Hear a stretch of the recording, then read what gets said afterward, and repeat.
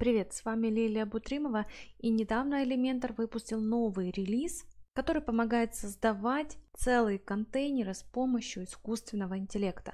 Мне очень интересно, как это работает, поэтому давайте проверим. Я перехожу на свой сайт, и первое, что нужно обязательно сделать, обновиться до последней версии Elementor. Нажимаю обновиться и хочу немного рассказать вам про эти контейнеры. Нам обещают, что мы можем скопировать ссылку на сайт, который нравится. Дальше вставляем все это в Elementor, он его проанализирует, после чего подтянет нам веб-сайт, и мы сможем выбрать тот блок, который нам нравится, а дальше Elementor его будет генерировать, например, под наш стиль или под наш дизайн. Конечно же, это не бесплатная функция, это все платно. Elementor просит $3 в месяц за стартовый пакет, и для профессионалов это $8 в месяц.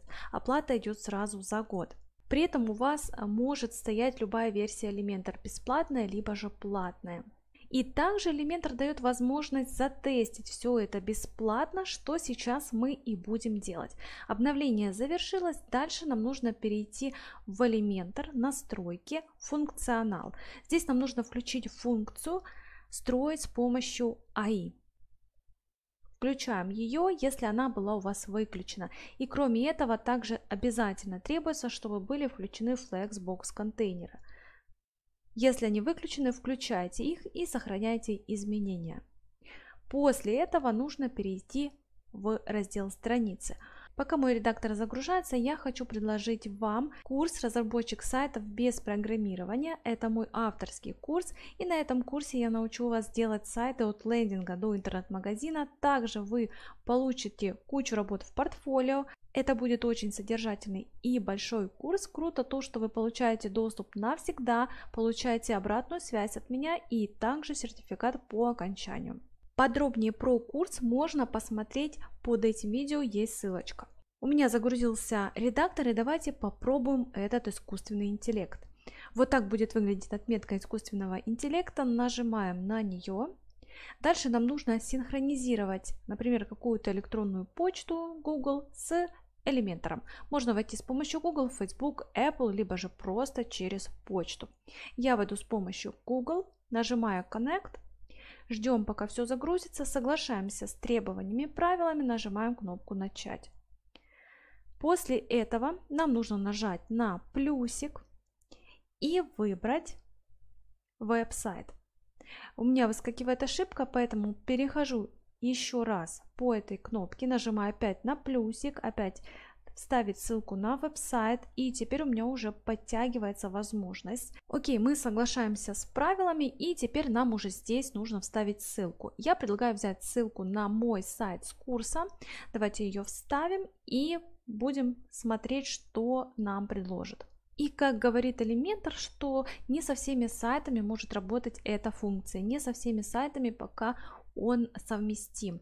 Если же сайт построен с помощью Elementor, то тогда искусственный интеллект очень хорошо его должен проанализировать. И мы видим, что да, действительно хорошо подтянулся мой сайт, очень круто.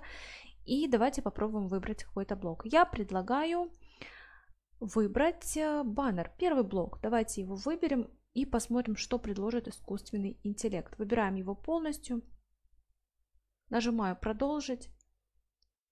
И также здесь можно прописать какой-то промпт, текстовую подсказку на английском, например, сделай вместо желтого голубой цвет. Написали, и теперь нажимаем «Создать». Сейчас нам Elementor предложит 3 варианта на выбор реализации этого блока. Также, как говорит Elementor, что эти работы, они не будут считаться украденными. Так, смотрим, что у нас получается. Я вижу, что эти варианты какие-то не очень, мне это не нравится, совсем не похоже на тот изначальный вариант с моего сайта.